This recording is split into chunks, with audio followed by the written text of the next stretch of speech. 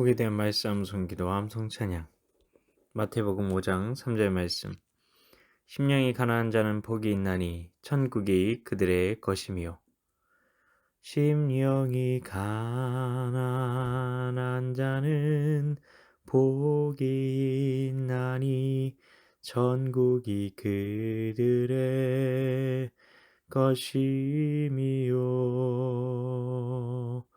심령이 가난한 자는 복이 있나니 천국이 그들의 것이며. 말씀 기도입니다. 하나님 아버지, 심령이 가난한 자가 복이 있다고 말씀하십니다. 가난한데 복이 있다니요. 재정적인 가난함은 말씀하시는 것이 아니지요. 물질적으로도 풍요로워야 복을 받은 것 아닌가요? 그런데 심령이 가난한 것은 어떤 것이길래 심령이 가난한 사람이 천국을 받는다고 말합니까? 그러면 우리도 심령이 가난해야 할 것 같은데 안 그러면 천국에 못 갈 테니까요. 좀 가난을 강요하시는 것처럼 보이는데요. 정말 그렇게 살아야 하나요? 이 말씀은 굉장히 유명한 팔복의 첫 번째 말씀입니다. 예수님께서는 8가지 복에 대해 말씀하십니다. 산 위에서 주신 말씀이라고 해서 산상수훈이라고도 합니다. 그런데 예수님께서는 왜 뜬금없이 산으로 올라오라고 하셔놓고 심령이 가난한 자는 복이 있나니 천국이 그들의 것이다 말씀하신 것일까요? 잘 생각해보면 마태복음 4장에서 예수님께서 복음을 전하기 시작하시면서 천국 복음을 전파하셨다고 하지 않았나요? 그러면 천국 복음을 누리게 되는 사람이 어떤 사람인지, 천국에 가는 사람이 어떤 사람인지를 설명해 주시는 것이 논리적으로 맞지 않나요? 예수님께서는 그래서 천국에 갈 사람에 대해 말씀해 주신 겁니다. 그런데 어쩌면 사람들은 천국에는 이런 사람이 들어간다라고 말씀하신 것이 아니라 천국이 너희의 소유가 된다고 말씀하셔서 깜짝 놀랐을 것입니다.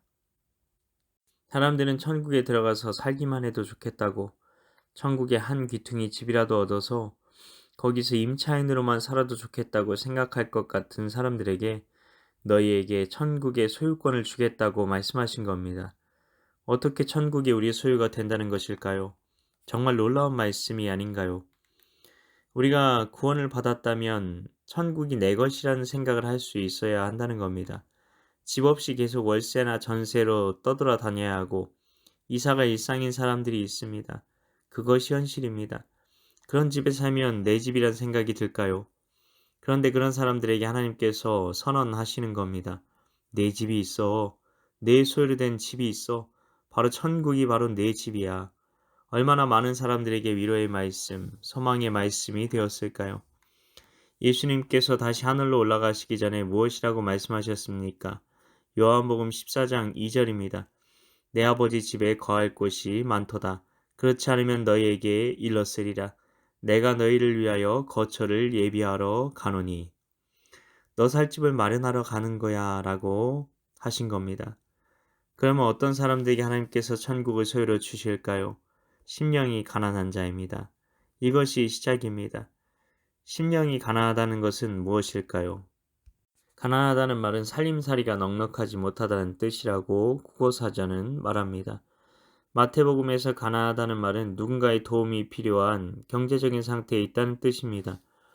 예수님께서는 부자 청년에게 내 소유를 팔아 가난한 자에게 주라 하셨고 예수님과 함께 다니던 가룟 유다는 가난한 자들을 구제하는 일을 예수님과 함께 했던 사람이라고 생각할 수 있습니다.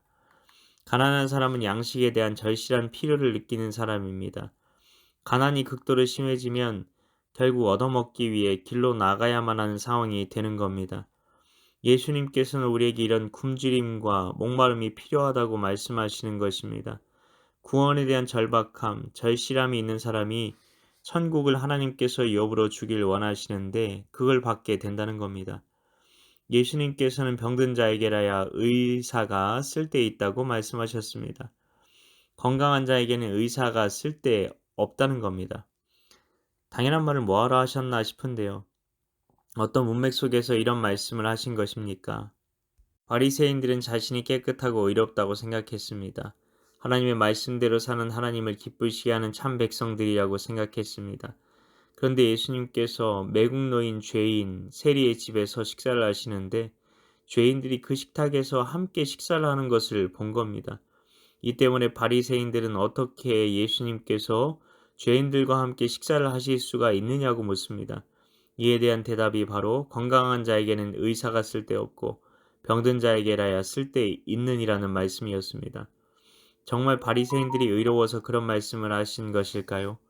우리는 구원을 진짜 받는 사람들은 자신이 존재적인 죄인이라는 불치의 유전병에 걸렸음을 깨닫고 그 병을 고칠 수 있는 분이 그래서 하나님의 심판에서 구원하실 수 있는 유일한 구원자가 예수님임을 깨닫고 구원자이신 예수님에 대한 절박한 필요를 느끼는 영적인 굶주림과 목마름을 가진 자가 구원을 받는다고 알게 해주시기 위해 주신 말씀이 팔복의 첫 번째 말씀이라는 겁니다. 나는 이런 의에 줄이고 목마른 심정이 있습니까? 그래야 천국을 유산으로 받을 수 있는 겁니다. 그래야 천국을 누리며 살 수 있는 겁니다. 하나님 아버지, 우리가 구원을 진짜 받은 사람인지, 그리고 구원을 누리고 있는 사람인지 오늘 말씀을 통해 돌아봅니다. 구원을 진짜 받는 사람들은 자신이 존재적인 죄인이란 불치의 병에 걸렸음을 깨닫고 불치의 병에 걸린 사람이 그 병을 고칠 수 있는 의사와 약을 온 나라 안에서 수소문하며 다니는 것 같이 구원을 받기 위해 필사적으로 예수님을 붙드는 사람입니다. 우리가 이것을 진짜 알고 의에 줄이고 목마른 심정으로 우리에게 구원을 주실 그리고 구원의 은혜를 날마다 누리게 하실 예수님만 붙들고 살게 하소서. 이를 위해 오늘도 말씀 암송 기도와 암송 찬양 가운데 나아가오니 성령으로 충만히 우리의 심령을 채우소서. 믿고 감사드리오며 예수님 이름으로 기도하옵나이다. 아멘.